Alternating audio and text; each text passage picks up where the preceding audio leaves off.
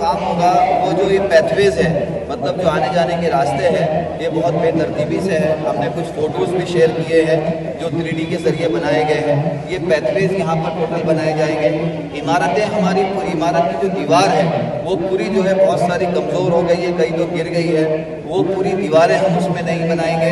तीसरे मरहले में हमारा जो है गुस्लखाना बहुत सा छोटा है, उसकी तरतीब हम उस पर बनाएंगे। चौथे मरहले में हमारे पास जो काम होगा यहाँ पर, वो हमारा कब्रस्तान जो है वो ऊंचाई पर है, हिल है, टॉप हिल। तो यहाँ पर हर साल बरसात में मट्टी दब जाती है, तो ऐसा सोचा गया है कि कब्रों को बॉक्स टाइप में बनाया गया, जहाँ ज़मीनें नरम होती है, ज़मीनें ढस जाती है, पहाड़ी इलाका होता है, वहाँ पर बॉक्स में कंक्रीट टाइप कबर बनती है, जिसमें ऊपर का हिस्सा और नीचे का हिस्सा खाली होता है और बॉक्स में कबर बनती है। तो बॉक्स में कबर बनेगी।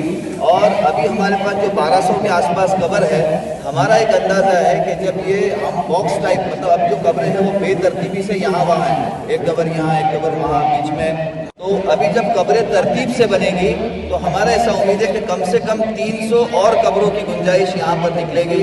300 जायद कब्रें यहाँ पर, तकरीबन 1500 के आसपास कब्रों का यहाँ पर हम लोग ये करेंगे, ऐसा हमारा इसमें इंशाल्लाह इसके अंदर इरादा है।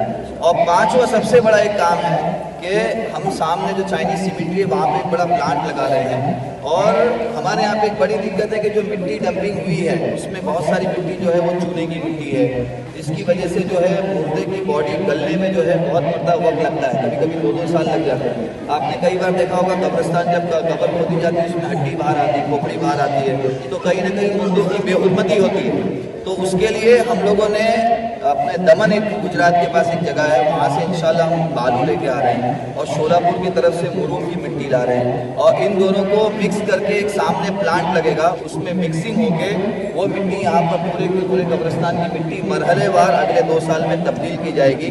जिससे क्या होगा कि वो तो मिट्टी की खासियत ऐसी है कि कम से कम 6 से 8 महीने में इंशाल्लाह मुर्दे की जो बॉडी होती है, जो अज्जा होती है, जो बेहुरमती होती है, कब्र खोदने में हड्डी बाहर आ गई, कभी कोई दूसरी चीज़ बाहर आ गई, इंशाल्लाह 6 से 8 महीने में हमारा रिसाइकलिंग होगा।